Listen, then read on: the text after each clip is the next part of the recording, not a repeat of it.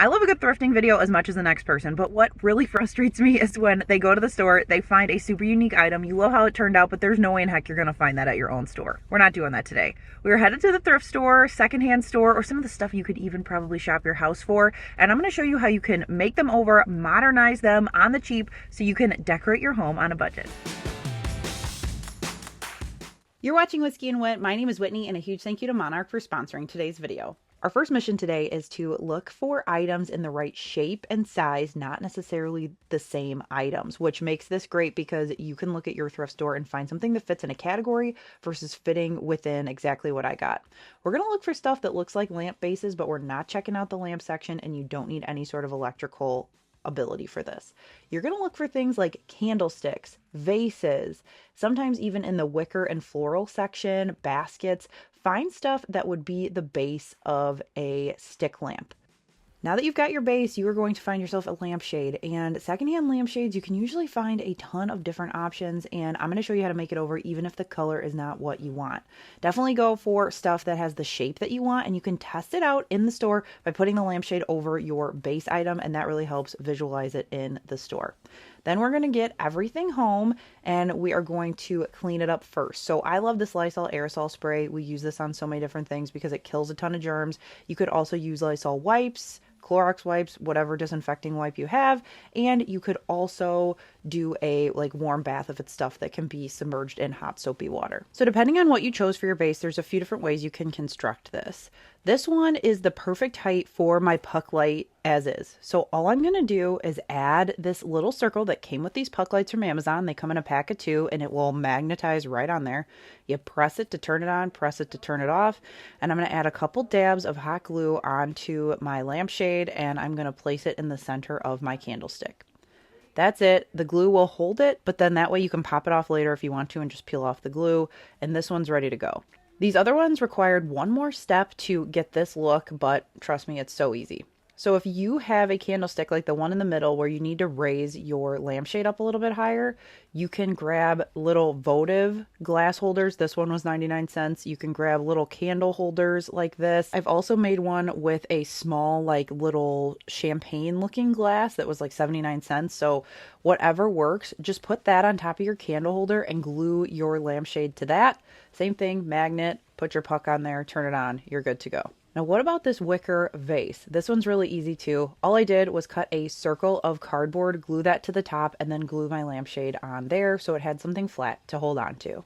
These are so quick and easy to put together, hence why I made all 3 of these. And I also made a 4th one with an item that I shopped my house for, this green vase. Now, this lampshade, it's actually this thrifted one.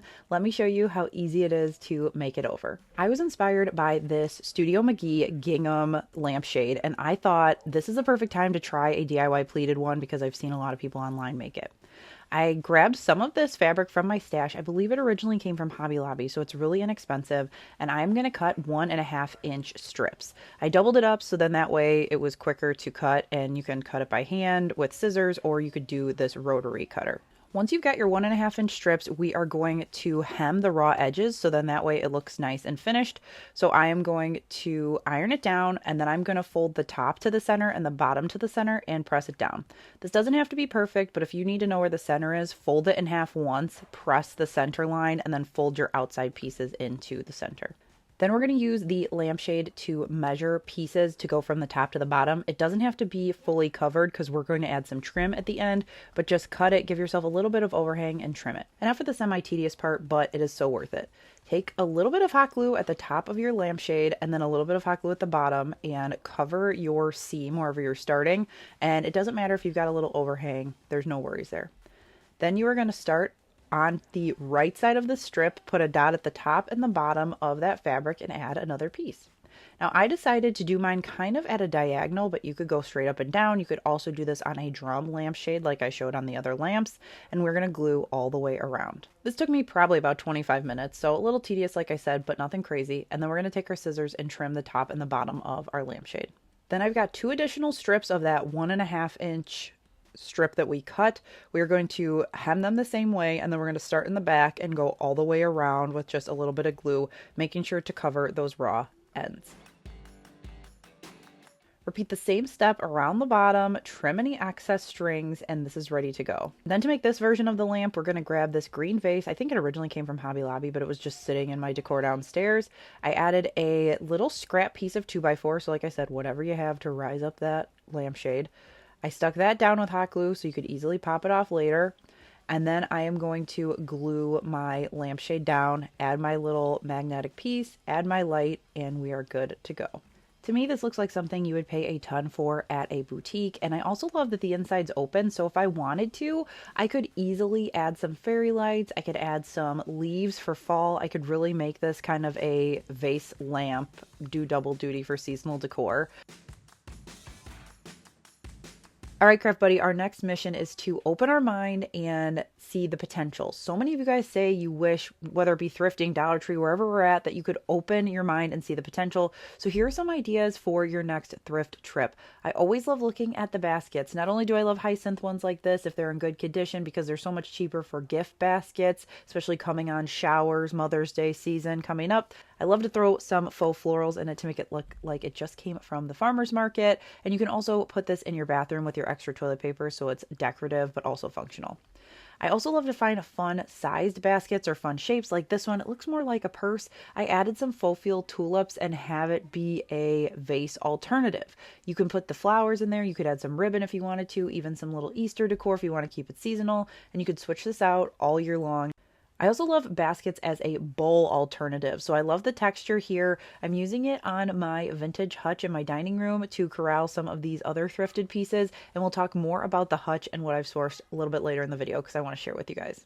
And whenever you can get large baskets, definitely grab them because they are great for functionality as well as decor. I like to put blankets in them. You can drape one over. I've got these underneath my DIY bench that I built, and I love how this whole area comes together with the different basket textures. I also DIY'd this mirror. It's a thrift flip, a Pottery barn dupe. If you want to see that DIY, be sure to head down to the comments. I love sourcing home decor secondhand because not only is it sustainable, it's great for the environment, keeping stuff out of the landfill. It also is affordable because with what I do, all the little finds at the stores can quickly add up. So it's a great way to keep costs down. And, you know, I love spending money, but when it comes to the budgeting and the finance on the back end, it honestly stresses me out. I need to know what's going on because that's part of life. You need to be on top of it. So what we have done lately is use the app as well as it comes in like a desktop version, and it's called Monarch. It's awesome because it's going to take everything across your accounts and give you a really clean dashboard so I can see what I need to know day to day without getting bogged down and stressed out with everything else that I don't need to be digging into on a daily basis. Monarch is an ad-free personal finance platform, and I know when it comes to things like this, people are concerned about security. I was too. They use bank level encryption, and what it is it's read only on your account. So it's going to read your transactions, be able to give you insights, but it can't hold or transfer your money, which gave me peace of mind. They also use AI powered insights across your data to let you know spending trends, different areas where you should dig in deeper and look more, also unusual spending things that pop up, which is nice because I'm not in there having to track it all the time. It lets me know. It syncs with over 13,000 institutions, everything from bank accounts to your loan account to your investments. And what I really like is then I can see everything big picture instead of having to go between like 6, 7, 8 apps or ask my husband for his account information for his accounts and then he's got to ask me for mine. It just streamlines the entire process because we're looking at the same thing. Start your free trial of Monarch and get 50% off your first year. Use my code WW50. You can use the link in the description or scan this QR code. Head over there again, code WW50. So now that I've got my budget number, let's head inside and see what I can find at this store. Our next mission is going to first have us stop at the carts because you always need a cart when you go thrifting. And then we're going to make a beeline to the frames. Now, when I tell you frames are a dime a dozen, this is just one store. So there are always options to find at the thrift store for frames. Now, sometimes you can find some really cool ones with cool texture that you can just go ahead and paint. Other times you can find ones that you can make over with really quick and easy DIYs. The things that I'm always looking for are frames with mats like this one because there are some really cool things you can do with mats. I also like to look at the back to see if it's either the prongs or the staple or the little like swing hardware, because if you're going to be taking pictures in and out a lot, you don't want to go with the staples because they're going to break on you. So up first, I found this rounded rectangle frame for $2, and I thought this would be a great one to make over with some fabric. So I grabbed some gingham fabric from my sewing stash. I just had the scrap left over from a project, and I put my frame down, trimmed some fabric, so I had about an inch around the outside, and I also checked to see if the fabric would cover up the mahogany color, which it did. If not, you can give it a base coat of white spray paint to prime it. Then I'm going to use some hot glue, and I'm just going to wrap around the outside like a present, cutting off any bulk of fabric as we go around the edges. Then to open up the center so our frame is functional, we are going to pinch and do a little snip in the center, and then we're going to cut to each corner. Then I started by just taking that piece and stretching it around, but then I needed to cut it and glue it a little better because I couldn't get the glass and the frame backer back in. So I ended up cutting it and using my scissors to push it underneath the track where you would slide in the picture, the glass, and the backer, and that made life so much easier. So do as I say, not as I do on that one. I love this photo. This is a group of friends that we have from college that we go to the apple orchard every year, and every year it seems like we're adding new little kiddos. And I styled it with this DIY thrifted lamp, which I will link that tutorial for you, and I also added some thrifted books. So like I mentioned, I am a fan of a good matted photo frame, and this one I thought was fun. I got it home, and really a lot of times you have to see what's on the inside, and it was actually not as salvageable as I thought. So I ended up popping out the front mat, and that was going to work because I could fit an 8x10 in there. So I ended up taking that, and I ended up covering the mat with fabric just like I did that frame before. So glue in all the sides like a present, snip the center, and cut an X. Then you can trim off any excess and then wrap it around to glue it down. And then all you have to do is pop it back in the frame with your favorite photo, and it's good to go. I mentioned in a prior video that I have been trying to get more photos of my husband and I and our adventures out in our house because our kids are so cute and I have a ton of pictures of them, but I want to have some of us, and this project did the trick. Now, speaking of my kids, I had to do one of them. So I grabbed this kind of beachy wood looking frame. This was $2. Again, a great mat inside. So I deconstructed it. I took off the artwork and then just used the front mat because that wasn't ripped from unattaching anything. And then I took some of this, it's kind of a cross between painter's tape and washi tape. It's craft tape on Amazon. I will link it. It comes in a ton of different colors, but I just use the dark blue, and I'm using a small scrap piece to space out my pinstripes. I ended up doing that all the way across, and then we're just going to trim so we can put the top and bottom edges over so it stays. And then I also cut those center pieces.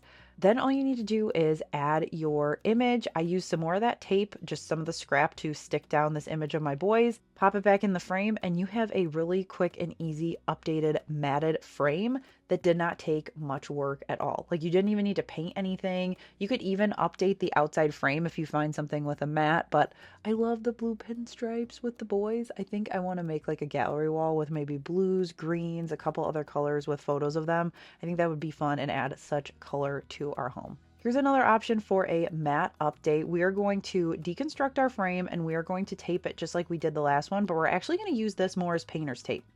I also used a strip of the tape to cover up the top and bottom because it had a really pretty like gold line around the mat and I didn't want that to get messed up. Then I took some watercolor paint just from Finn's art cart downstairs. I used some green because I wanted to be able to do it with the blue without it being matchy. And I also loved that with the watercolor, you get like different tones. It's like, it's not an ombre, but it's kind of like different opacities.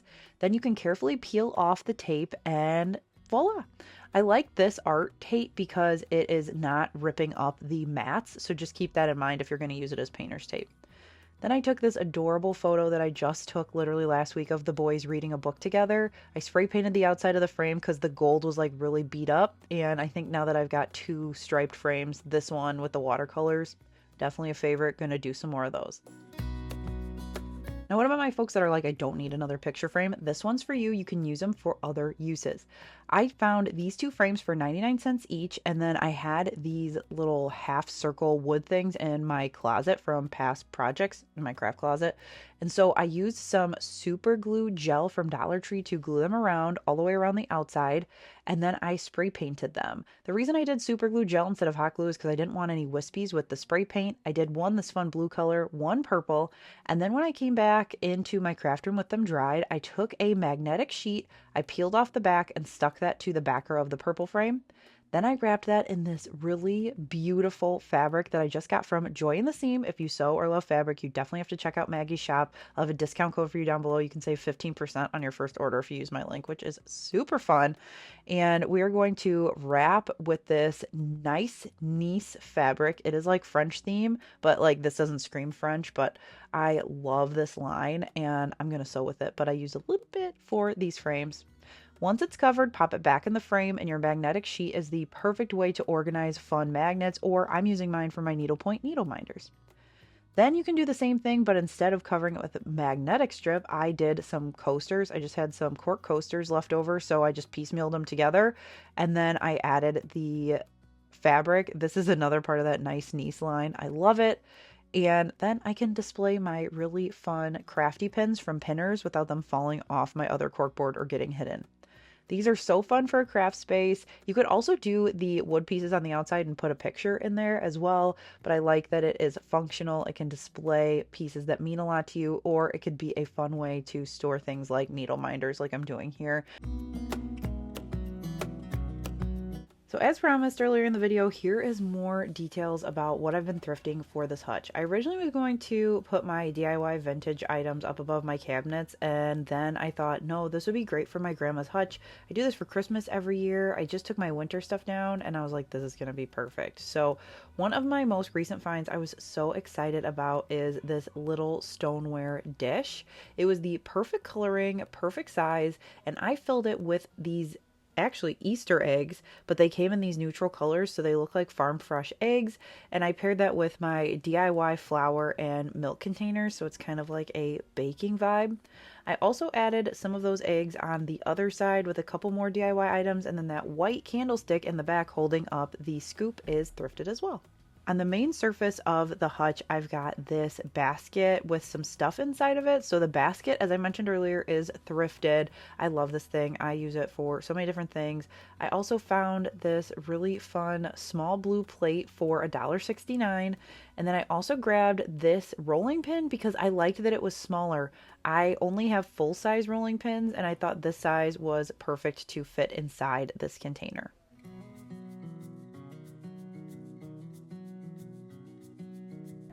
At my local Salvation Army, I found this little crock container for $2.97, and I also found this jug.